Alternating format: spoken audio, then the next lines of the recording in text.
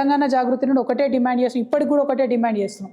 మీరు గ్రామ పంచాయతీల వారీగా మీరు చేసిన కులగణను బయట పెట్టండి. పెడితే ఆ రిజర్వేషన్లు ఇవి కంపేర్ చేద్దాం, తెలిసిపోతుంది ఏం జరుగుతుందన్నది. దాన్ని బట్టి నెక్స్ట్ అంశం కూడా ముందుకు తీసుకెళ్ళవచ్చు. ఇవాళ భారతీయ జనతా పార్టీ మీద అత్యధికంగా బాధ్యత ఉన్నది. మీరు బీసీ బిల్లు పాస్ చేస్తారా చేయరా, ఎస్ నో చెప్పండి అంతే. ఈటెల రాజేంద్ర గారు బీసీలకు తక్షణమే క్షమాపణ చెప్పాలే. ఏం మాట్లాడుతున్నారు మీరు? బీజేపీ పార్టీ క్షమాపణ చెప్పాల్సిందే. అది చాలా దారుణం. ఒక బీసీ బిడ్డగా, ఒక ఉద్యమ బిడ్డగా మీరు బీసీల పక్షాన నిలబడాలి. అవసరమైతే బీజేపీ పార్టీలో కొట్లాడండి రాజేంద్ర అన్న, మీరు కొట్లాడన్న రిజర్వేషన్ తీసుకురండి.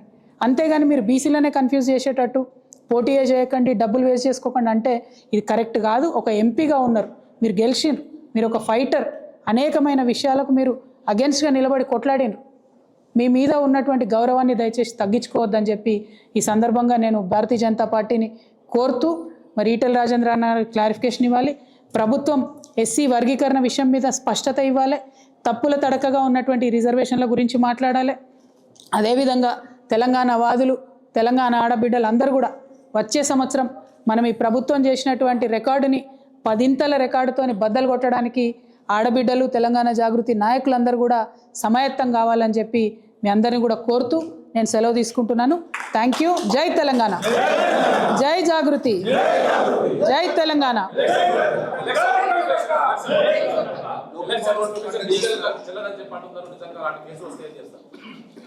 నేనేమంటున్నా అంటే ఎలక్షన్ నోటిఫికేషన్ ఇచ్చే ముందే ప్రభుత్వం దగ్గర మొత్తం వ్యవస్థ ఉన్నది, వాళ్ళు ఆలోచన చేసుకోవాలి.